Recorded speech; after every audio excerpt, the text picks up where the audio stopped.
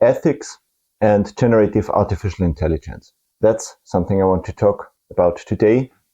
And I'm completely aware that this will be only a very short and very light introduction to the topic here. Hello, my name is David, and you're watching a series of videos where I talk about software development while I'm working on my bonsai trees and on my pre-bonsai. But as I'm filming this, it's the middle of August here in Austria, and there's not that much work to do. I mean, there's watering, there's fertilizing, but not much pruning and not much wiring to do. So today I'm not gonna work on this tree. It's just standing here basically as a decoration.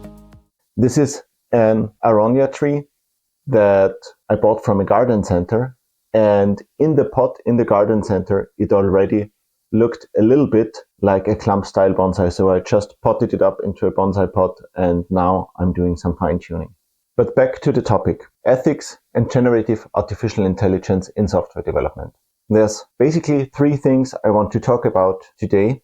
The first is it ethical to use artificial intelligence? The second is it ethical not to use it? And the third is it wise to use it in the long run?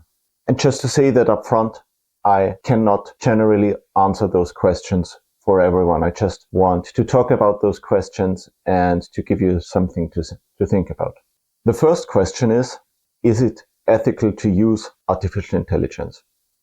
So the first part here is the possible copyright infringement of artificial intelligence. They have been trained on copyrighted material, and you may or may not find that unethical. There are a lot of videos about that.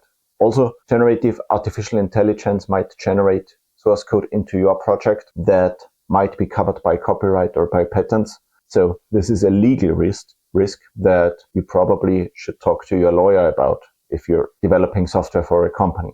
And then there's a third legal aspect about it, which is code that was generated by an artificial intelligence even copyrightable? So can you copyright the code that you generated using a computer program by only giving it vague input about what it should do? And as far as I know, this question is also far from being settled yet.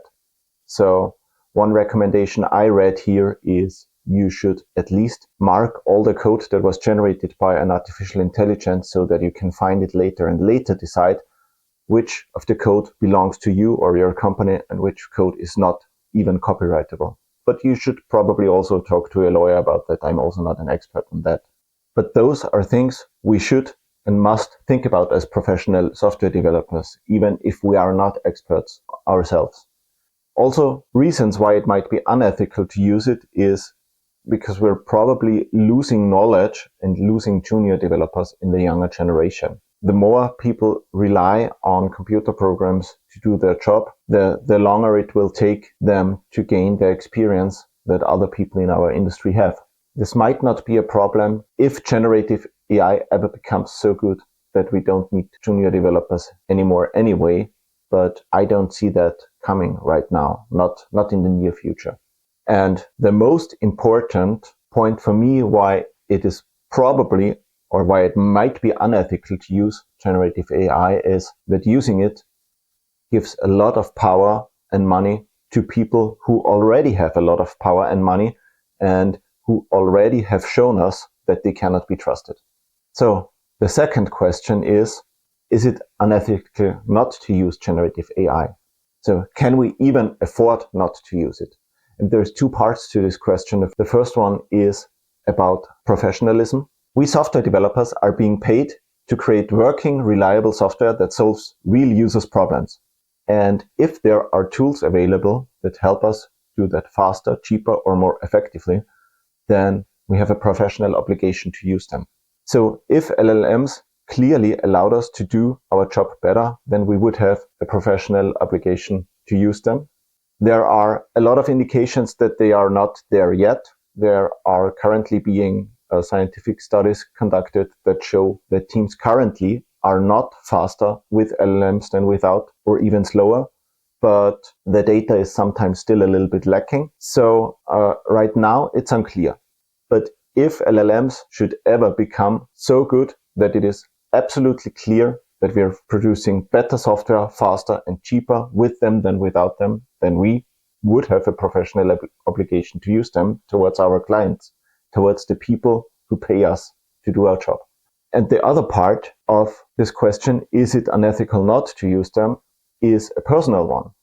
We as software developers also have an obligation towards ourselves to stay employable, to stay on top of the things that are happening. And right now, everyone is talking about artificial intelligence. Everyone is searching for developers who are interested in it. So if we want to stay employable, we should at least get familiar with them. My third question from the beginning was, is it good to use LLMs in the long run? And I'm very skeptical here because we are removing a lot of learning and a lot of feedback from our processes by using large language models, by using artificial intelligence to generate our code. What do I mean by that? Some couple of weeks ago, I heard someone say that LLMs are great because you can learn much faster. You can, instead of doing all the work yourself, you can just watch the LLM do it and learn from the LLM. But what we know from the theory of the teaching, what we learn when we learn training from the back of the room and when we become certified trainers is that you cannot effectively learn by watching someone else do the work. When we prepare a training in the way that training from the back of the room does it, we make sure that participants spend most of their time doing things. Because when you're doing the things yourself, you remember them longer. You learn them more deeply. You might not learn as fast as when someone is in front lecturing you and you're just watching them. You might not cover as many topics, but you learn them better and you retain the knowledge longer. Same goes for feedback. With modern software engineering practices like test-driven development and continuous delivery, pair programming, ensemble programming, all of those practices are optimized for feedback. Those are practices that are only there to give us better feedback faster. And we are missing out on a lot of this feedback by just asking a machine to do a job and then watching the result. If you liked this video so far, please subscribe to this channel and also enable notifications so you do not miss any videos in the future. What do you think about all those topics? Tell me in the comments. Maybe I got something completely wrong and maybe you agree with me. Tell me anyway. My name is David and I hope you join me again in the next video where I will talk about some software development topic where I work on one of my trees.